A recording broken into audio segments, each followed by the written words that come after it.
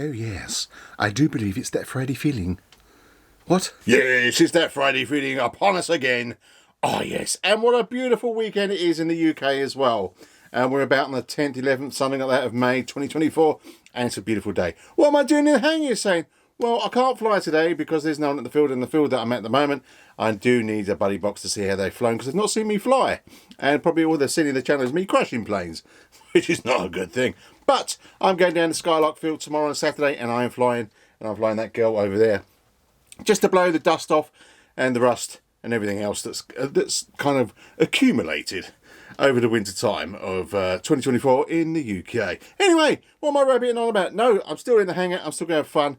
I'm still going to enjoy myself. And what we're doing today? Well, we're catching up with the Hawker Hunter. Yes, we are the Hawker Hunter. And we're going to see how far I've got with the wing. Okay, extreme close-up. So in the bits of time that I've had to get in the hangar to do a bit of building, which has not been a lot of late, I have been doing the Hawker Hunter. In the middle of that, we've done some bits and pieces and visited a field and all sorts of wonderful stuff. But for now, let me show you this. Now, this is the beginning of the wing build. As I say, I'm looking at the pictures because it's kind of like a voiceover because I've already done it. So, just want to show you what's happening. Now, I do use white glue. So it does, to me, it's stronger, it's more flexible than CA glue.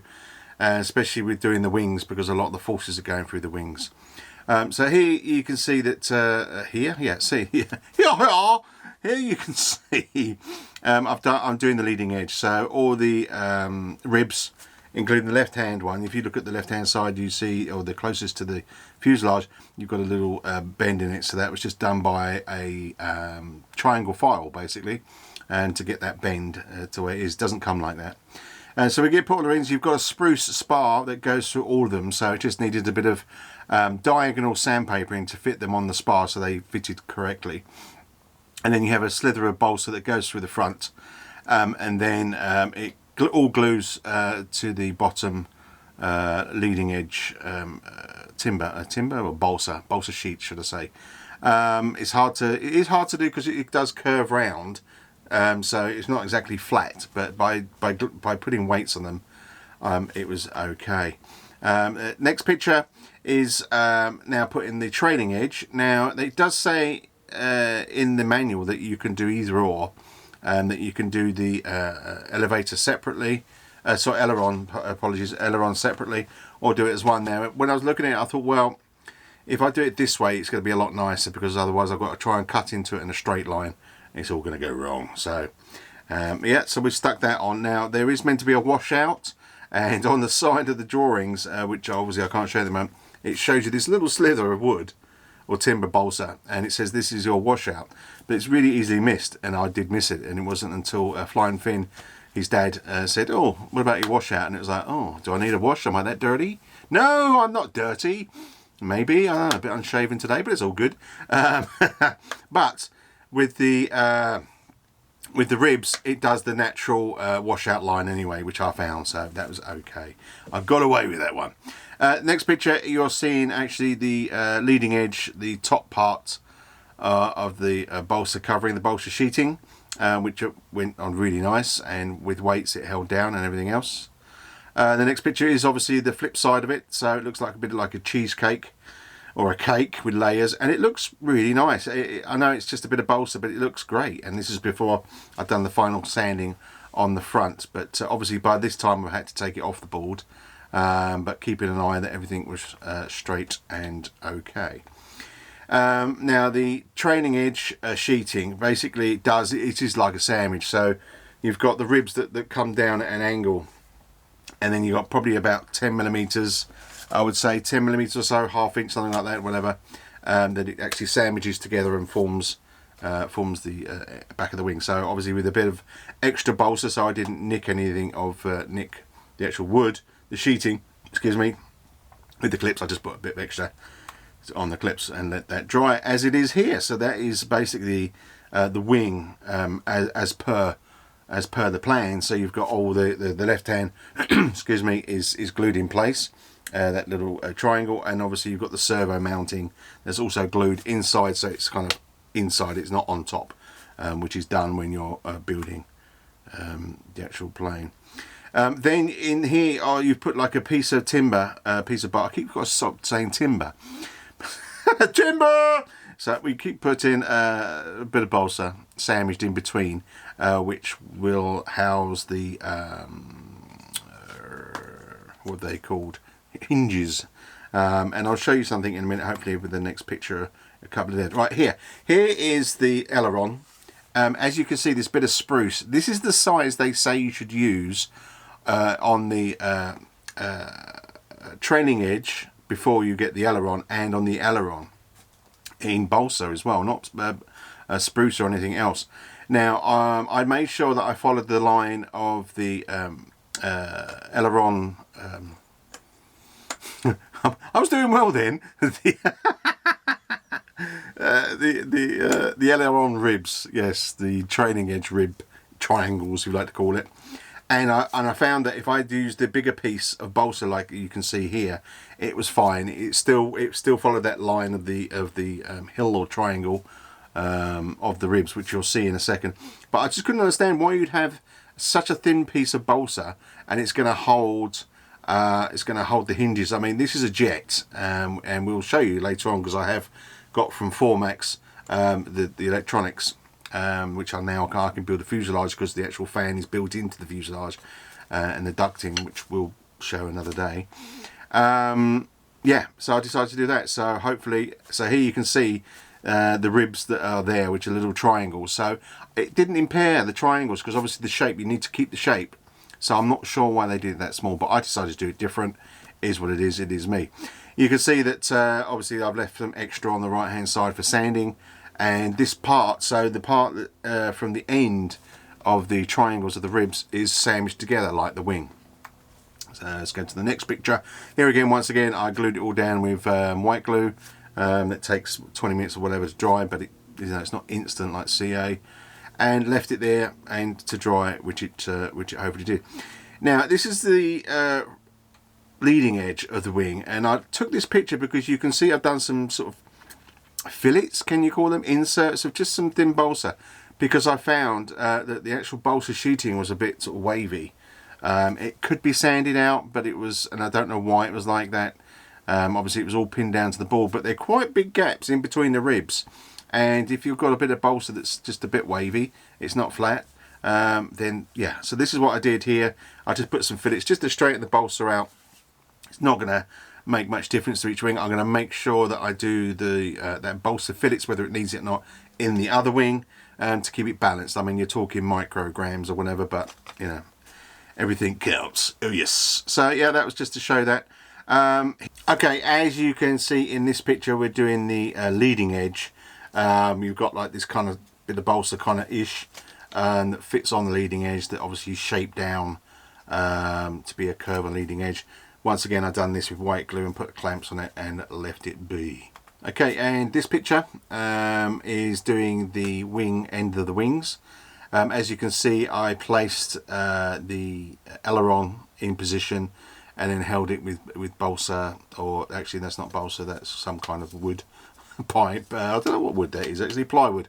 Plywood to keep it all level, and then I glued the wingtip on all the surfaces on the end, because then I would cut it afterwards, and then I went to sand it down. The next picture, as you can see, this is the final version, or say the final finish of the wing. So as you can see, I put the hinges in. I used the same sort of hinge technique, which is with the hinge cutting tool that I haven't got to my hand, but the Dubro one, and that I did on the Sinbad. So if you want to see how I did that, then you can see that on the Sinbad build. And then I just cut a gap in between once on the wing end, and I thought, fantastic, we are ready. Then came the boo-boo. Yes, of course I made a boo-boo. Look at this. Can you spot the difference between the plan and the timber? Yes. Oh, that's enough time. Yes, I forgot the dog tooth, as they call it, that creates a vortex over the wing. I missed it out. I don't know how I did that. I'm not sure. And I haven't really got the balsa in the kit either, which is really, really strange. But Yes. I was also excited and thinking, great, great, great. There you go. So let's come out of that picture. Now here you can actually see the wing. There's me. Hello, hello, hello. And now I have flattened this piece here, and I've kept this round. Now I could have done bits and pieces with it and played around, got some balsa, but I've got a lot of balsa. I've got little kits that they do and all sorts of things, and this big long huge one. And this has already been sanded. I don't know if that's going to show because I'm not really near the camera to go press a button, and I don't know. It's probably not even. Nothing's in focus. It's all good. So we've got this. It's already done, and it's the same thickness now. It does change in width down there, so we're going to sort of do a bit of sanding, bit of measuring, and I think we'll do that now. Okay, to the overhead cam. Yes, sir, the overhead cam. Okay, so we know what we've got to do. He says. So we've got to add this section, this dog tooth, as they say, which should have been one, I don't know, two, or I'm not sure how it was all meant to build, but I didn't have the balsa for that anyway. But nevertheless, let's crack on. So we've got ourselves our pre-curved bit of balsa. I think this is medium balsa, which I wanted anyway. I'm going to have to go all the way over because I'm going to have to kind of sand it into that shape. But it is what it is. Now I know for a fact that this is a 45-degree angle, so I could use my little cutter, which is ever so handy. Let's just see. So I'm going to go over there. I'm going to cut it down there. I don't want to waste too much balsa. This is the problem. So that's going to be about a cut there. So I need to be about here. So we'll do a bit more there, just for the fun of it. And I'll do myself a nice cut. And that goes down there. Doesn't worry about it. I'll pick that up later. Okay, so there is my cut, and that will be fitting up there. Very nice. Now I have got my compass here because these, as you can see, it does get thinner, which is a bit of a pain. Well, I just be all the same. Now I did do this. I think I did start to do this, and then it is coming a bit more. So I want to try and get the distance between there so I can roughly sand it, which is that, whatever that may be. We'll do it in millimeters, shall we? That says to me it's going down to 8 millimeters, so I can handle that. So that goes a bit down on that. Now how am I going to do this? I'm going to get myself a couple of blocks. So we've got an edge there. In fact, we'll do it. Oh, it's got to be done on the opposite end, isn't it? So let's just get this so it's kind of like that way. We better with it. Yes, making all that noise. Chris, stop it. Okay, there you go. So we've got a flat surface there, and then so it's the back that we want to chamfer down. So basically, if I put this one on the front edge here, make it all lovely. I don't think I'll be able to do it with this. I probably will actually. Let's pick that a bit of wood up while we're there. So if I go on the back, no, because I need it on the front edge. No, you're quite right, Chris, I can't do it there. So let's get a pencil. And we want to go from the edge here. In fact, I did mark it earlier on. I did do it, yes. Because I wasn't going to make a video, so it needs to go all the way back there. So we can see on here, if you can just see that mark anyway, that there's the edge there and there's the mark, so I'm correct. So what I need to do now is, in fact, I need to mark, who's mark anyway? I need to mark, if I get around the right way round, so it was 8mm. I mean, I want to mark here 8mm because obviously it tapers down should I say. So if I get that to 8mm there, we're golden. So I really need to do that again. So what I can do is I can follow this on here. I get a bit of thing, there you go. So I need to get from here all the way down to that edge there. So, and then presumably it will carry on. So what I'm going to do, I'm just going to, off camera, I'm just going to quickly mark this up because that's going to be right down to there, but I need that curve over. I could go and, I've done a bit too much really. I could do an angle dangle there. In fact, I think I will. Never good to waste a bit of balsa, but it is what it is. So let me do that again. Well, there you go. So I've put this down back on the board and to nearest as it can be. And then I did sand this edge a bit more and almost cut into there. And I sanded this. It was quite hard actually trying to sand it at an angle that it needs to be. It's probably something that you just have to learn, I guess. Or not make the same mistake in the beginning. So that will go there. Now, I don't know if you can see that. You probably can't, but the black edge of the wing is just below. So I'm going to leave that on there because then that will give me, I could be able to sand that down on the actual curve. So obviously it's curved already, but I'll be able to sand it down and get it all flush and bits and pieces. And no doubt I'm going to have to put a bit of filler in there to fill it all up. But these wings are going to be covered in what I don't know.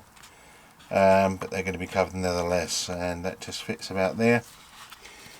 There you go. That's ready for sticking. So I think I'll stick it and I'll sand it down and then we'll come back and we'll see how good it looks or how bad it looks.